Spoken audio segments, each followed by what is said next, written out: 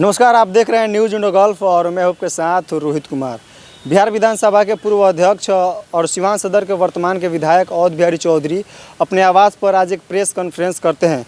आपको बता दें कि प्रेस कॉन्फ्रेंस करने के दरमियान उन्होंने बताया कि मौलाना मजरूल हक जयंती इस बार हम अपने आवास पर मनाने जा रहे हैं, जिसमें बड़े बड़े विद्वान, बड़े बड़े लेखक और बड़े बड़े कवि भी यहाँ पर पहुँचने वाले हैं। और आपको बता दें कि इन्होंने चैनल के माध्यम से प्रेस कॉन्फ्रेंस करने के दौरान इन्होंने पूरे ज़िले वासियों को अपने आवास पर इन्होंने आमंत्रण भी दिया है कि आप सभी हमारे आवास पर आइए। और जिस प्रकार से हम हर साल मौलाना मजरूल हक जयंती मनाते हैं, ठीक उसी तरह से इस साल भी मौलाना मजरूल हक जयंती अपने आवास पर हम मनाने वाले हैं। चलिए सुनते हैं अवध बिहारी चौधरी जी का और क्या कुछ कहना है।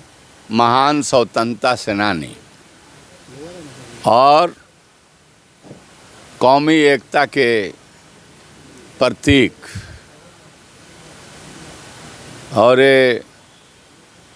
देश के आज़ादी दिलाने और अंग्रेज़ों के भगाने के लिए फाउंडेशन के शुरुआती काम करने वाले मौलाना मजरूल हक साहब की जयंती 23 तारीख को मनाने की तैयारी बरसों पूर्व से हम लोग करते आ रहे हैं और इस बार भी 23 दिसंबर को उनकी जयंती मनाने के लिए हम लोग और कमेटी पूरे तैयारी के साथ लगी हुई है। मौलाना मजरूल हक साहब पटना ज़िला में जन्म लिए और उन्होंने काफ़ी विद्वान थे, बहुत सारे पदों पर रहे, न्यायिक सेवा में भी काम किए। फिर वो जो है अपने सारे संपत्ति को उस ज़माने में कांग्रेस को दान कर दिए।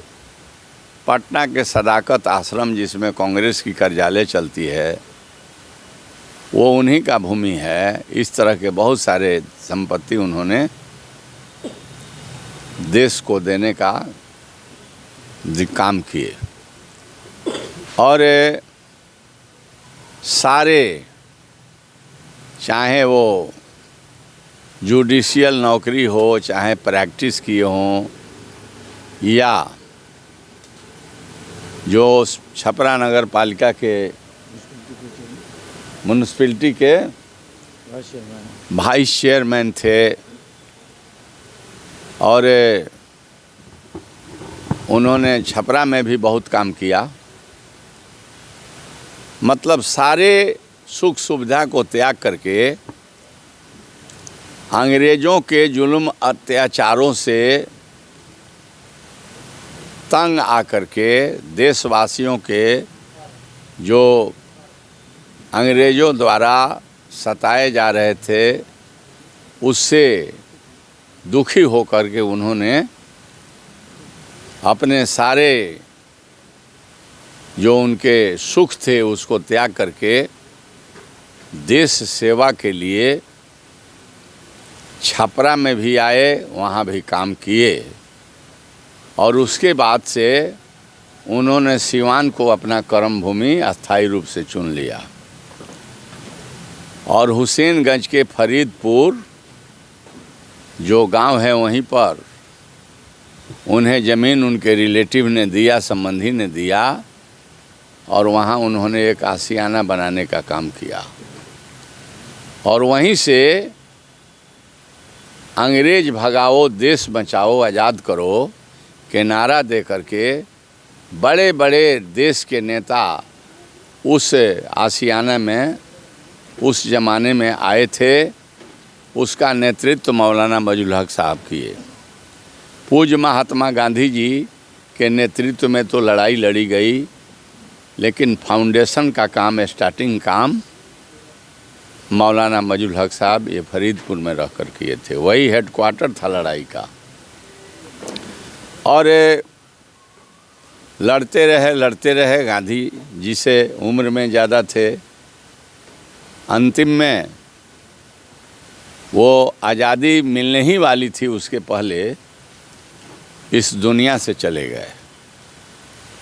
आज़ादी के सारे तैयारी और सारे लोगों को उस आशियाना में बुलाने का गांधी जी या आपके सरोजिनी नायडू या डी नरीमन, ये तमाम लोग बड़े लोग थे, उनकी सूची लंबी है, राजेंद्र बाबू, तो उन्होंने काम किया।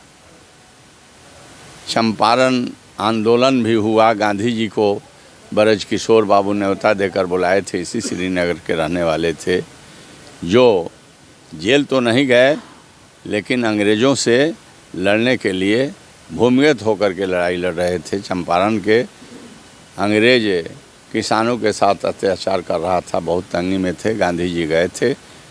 तो ये तमाम जो है संघर्ष सत्य अहिंसा के बल पर हुआ और आज़ादी तो मिली, बहुत कुर्बानी के बाद देश आज़ाद हो गया, लेकिन आज़ादी को अपने आँख से मौलाना मजहूल हक साहब नहीं देख पाए।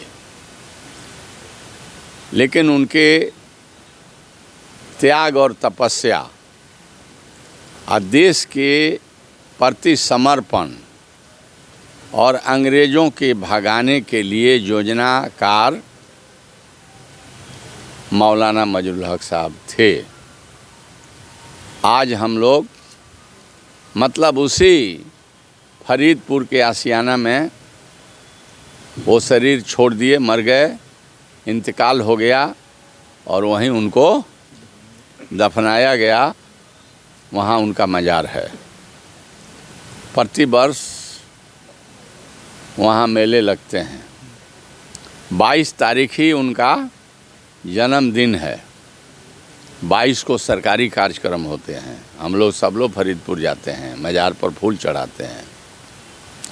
लेकिन छात्र जीवन से ही मैंने मौलाना मजहूल हक साहब के साथियों के साथ जयंती मनाने का काम करते रहे हैं और बरसों से दारोगा प्रसाद राय महाविद्यालय में बड़े धूमधाम से विद्वानों के भाषण, बड़े बड़े विद्वान और कवि, बड़े बड़े कवि, बड़े बड़े शायर के कविता और शायरी होती रही है।